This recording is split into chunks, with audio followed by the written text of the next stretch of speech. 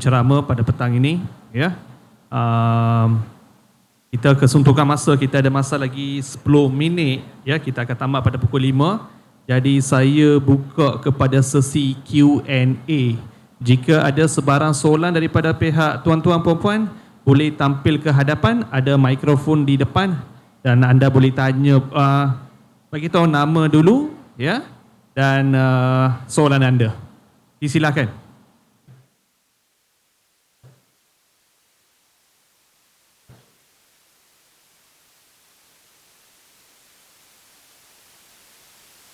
Halo, nama saya Ang Wee Chuang. Saya nak tanya tentang tadi Prof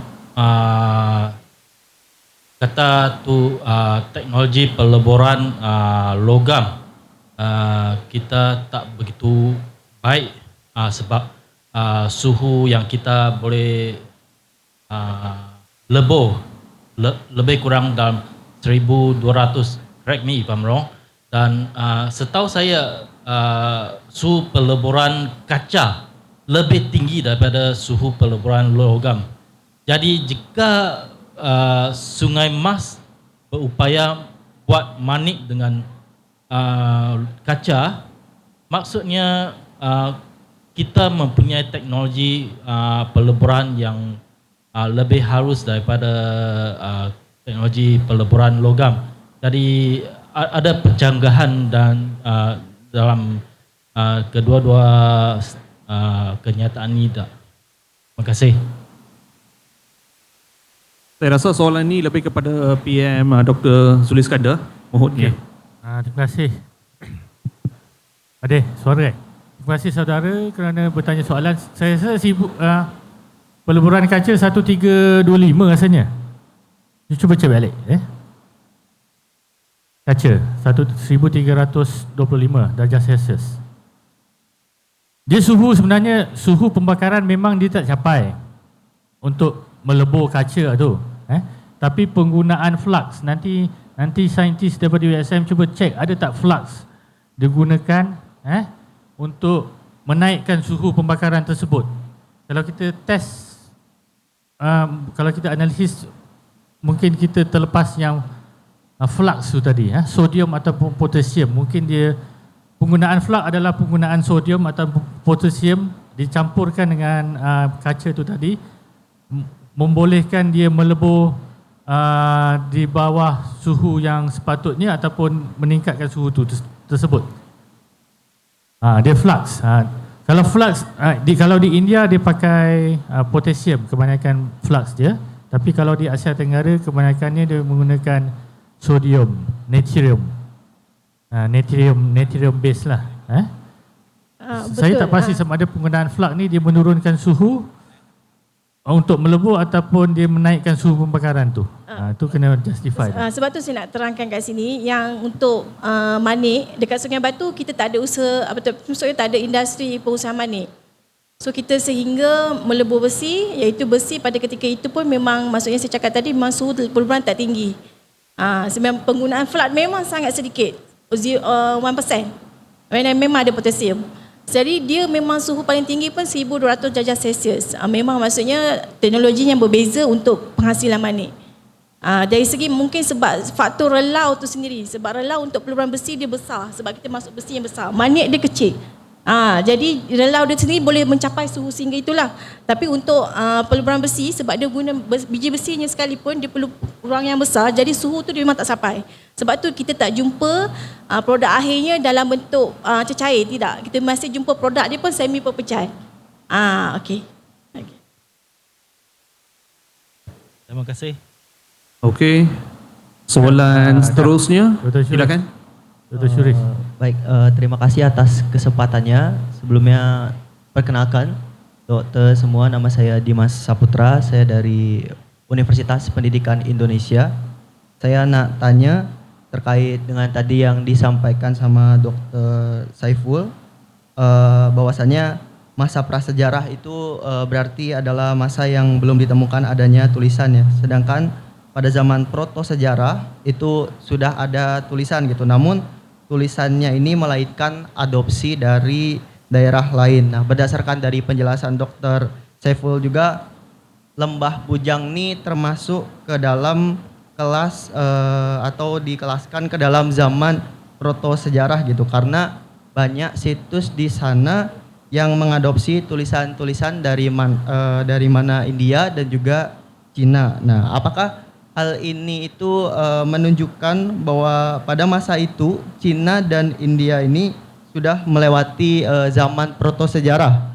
Selain itu, apakah mungkin setiap daerah itu memiliki periode sejarah yang berbeza-beza sesuai dengan tingkat perkembangan masyarakatnya? Nah, selain itu saya nak tanya juga kepada Dr. Nasya, sekiranya berdasarkan dengan penemuan-penemuan yang tadi disampaikan, kedudukan Kedah Tua dibandingkan dengan pusat-pusat peradaban kuno lain di Asia Tenggara ini dari segi perkembangan teknologinya itu macam mana? Terima kasih.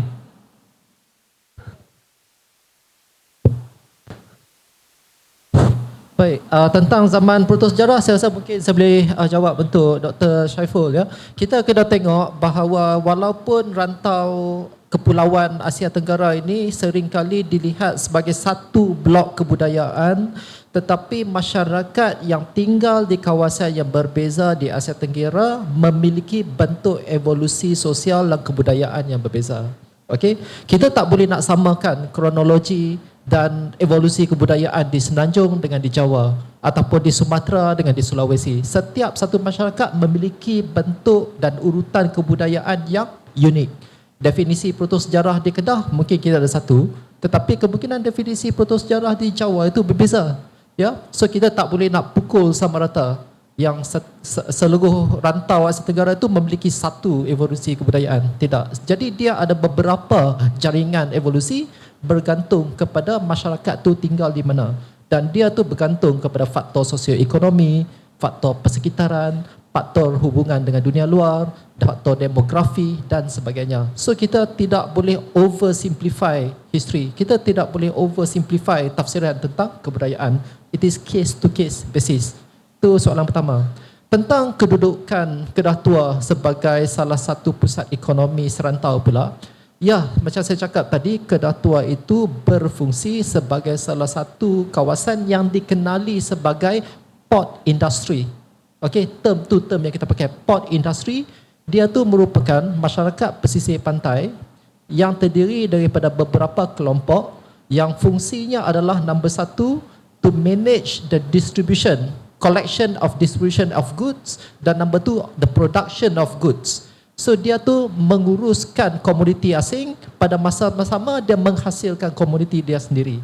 Okey, dan benda sama kita nampak di Oak Eo, di Khao Samgyo, di Lamreh dan di beberapa tempat di Asia Tenggara. Jadi kita perlu melihat Kedah Tua sebagai salah satu daripada beberapa buah pusat-pusat ekonomi yang wujud serentak di Asia Tenggara. Dan pusat-pusat ekonomi ini juga menjadi tempat pertukaran budaya. It is the place where there was continuous movements of goods, cultures and ideas. Kerana dia tu masyarakat pesisir. Jadi ia sentiasa terbuka untuk kedatangan idea-idea dan teknologi daripada luar. Sebab itu adalah penting untuk kita mentafsir data arkeologi mengikut konteks serantau. Kita tak boleh kaji arkeologi dengan tengok kat tapak kita saja. So kita kena tengok tapak-tapak lain, kita kena baca sumber-sumber sejarah, dan kita juga kena buat kajian terhadap paleo alam. Saya harap saya menjawab soalan. Thank you. Ya, terima kasih Dr. Nasya. Soalan seterusnya, kita boleh bagi satu lagi soalan ya. Ya, silakan Cik. Nama siapa ya? Hi, hello. Okay. Hello, nama saya Nur Sofari Nahani daripada Universiti UiTM Merbuk. Would you can I speak in English, please? Sure. Okay, thank you. I would like to ask questions not generally associated with the presentations that have been given by those four panels above. These are just general questions. First of all, do you guys have any challenges during excavation or during excavating an artifact or in the excavation site itself? If so, would you please like to share your experience? Second, is there the possibility of your residence being an archaeological site would there be financial compensation from the country or the organization? And the last question, does an archaeologist or people that are involved in the archaeological site will be getting any monetary compensation once they find any artifacts or not? If kalau diorang dapat, macam berapa? Kalau tak, what are the other alternatives? Thank you. I think that's a valid question. When it comes to the monetary compensation, people always ask whether we get money if we find something. Kadang-kadang orang kata jumpa emas, orang tak nak declare kan, baik masuk poket sendiri. Okay, saya nak jawab daripada segi sudut akta. Akta Warisan Kebangsaan 2005, National Heritage Act 2005. There is what they call kumpulan wang warisan, KKW, yang mana it's not that much, limited. I'm not gonna answer on behalf of Jawatan Warisan, tak, tetapi ini pemahaman saya menggunakan akta. So there is a process where you can actually get some kind of compensation from the government by process of evaluation and stuff like that. But it's very limited and it goes case by case basis. So when it comes to that compensation, of course ada method dia, tetapi dia perlu dilihat daripada case by case. So that's answer the compensation thingy. But the second compensation, I'm not very sure what it's about.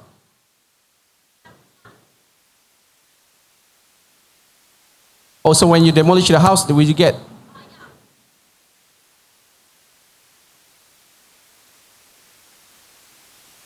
Okay, one of the rules before you start the excavation is you must get a permission from the owner of the house or the landowner. That's a must. Okay, so you get permission, baru you boleh buat excavation. So I'm not sure where the compensation comes. I mean, the owner actually gave a permission to excavate, kan? So that's answer. I hope I answered your question lah. Okay, challenges maybe Dr. Nasha boleh jawab because apa terbaru yang dijumpa di Bukit Coras tu masih lagi ongoing the excavation. Mungkin Dr. Nasha, yeah. Well, different sites would have different forms of challenges depending on the location of the archaeological site, the weather, etc. I guess in Sungai Batu Complex it is easier to excavate there, seeing that your site is just located next to an highway. But for the Bukit Coras site, the case of Bukit Coras site, the site is located on top of a very steep hill, and the hill is actually surrounded by local Malay villages lah. So the biggest challenge for us is logistics. Logistic challenges, because we have to carry up all our materials, our foods, our supplies, and during rainy season, the hill could be very slippery. We have security reason, we have concerns on security. We have some challenges in terms of the safety of our staff, as well as, transporting down the artifacts. So mostly it's logistics and safety issues. But most of our archaeological, I think all of our archaeological staff, we are quite trained in working in these kind of difficult places. So yeah, we are able to overcome all the challenges, but I'm not sure with the new ones. So, but most of the challenges has a lot to do with logistics and safety issues. Yeah. Yeah, thank you Dr. Nasha. Ada penambahan daripada Dr. Zul. Yeah. Dengar, adik dengar. Understand Malay kan? Melayu ke? Okey. Dia cabaran ahli arkeologi ni sebenarnya ada, kalau yang Dr. Nasha ceritakan tadi, dia dunia nyata. Tapi dalam arkeologi ada nyata dengan tak nyata. Faham? Percaya tak ada jin? Percaya tak ada jin? So ahli arkeologi dia kena bersedia dengan cabaran dengan yang benda tak nyata ni. Kadang-kadang kita punya tim ada kena gangguan, balik kena berubat, ada yang teruk, ada yang tak teruk. Itu benda yang berlaku. Itu cabaran juga tu. So ahli arkeologi dia kena bersedia dari segi spiritual dan juga dari segi fizikal. Kalau nak masuk ke tempat-tempat macam Lembah Bujang contohnya kan, yang siapa yang ada sixth sense tu dia akan nampak je lah benda-benda ni kan. Benda-benda yang kita tak nampak ni dia ada. Contohnya saya buat excavation dalam hutan. Saya kena duduk sebulan dalam hutan. Tak ada tak ada handphone. Network handphone tak ada, internet tak ada. Masuk kena pakai perahu. Salah satu cabaran adalah binatang buas, binatang liar, haiwan berbisa dekat kita punya camping site. Kadang-kadang malam gajah datang. Bila gajah datang kita kena lari ataupun kita kena besarkan unggun api kita. Lepas tu kadang-kadang harimau pun datang dekat dengan kita punya campsite. Dia datang, dia keliling kita punya campsite. Itu adalah cabaran-cabaran ahli ekologi yang kita kena tempuhi lah. So ada orang ingat arkeologi ni benda yang best, macam Indiana Jones, macam apa, Lara Croft. Tapi bila masuk hutan seminggu dah nak balik. Kadang-kadang ada yang budak lelaki 3 hari pun nak balik dah. Apalah doktor ni buat kaji pasal batu je, tak best. Prasyara banyak jumpa batu je, alat-alat batu kan. Bila kena tidur bawah pokok, atas pokok dan sebagainya lah. Itu adalah antara cabaran-cabaran ahli ekologi. Yang diorang ni ahli ekologi kelas atasan, diorang duduk kat bandar je. Okey, terima kasih Dr. Zul. Okey, saya rasa kita dah sampai ke penghujung rancangan kita pada hari ini. Ya. Jadi saya ucapkan terima kasih sekali lagi kepada kesemua panel kita yang sudi datang untuk berkongsi pendapat mereka, hasil kajian mereka, dan juga kepada pihak pengajur Museum Lembah Bujang. Jadi saya menangguhkanlah sesi perbincangan kita bicara at Citra Nusa tahun 2024 sehingga kita berjumpa lagi. Sekian, terima kasih.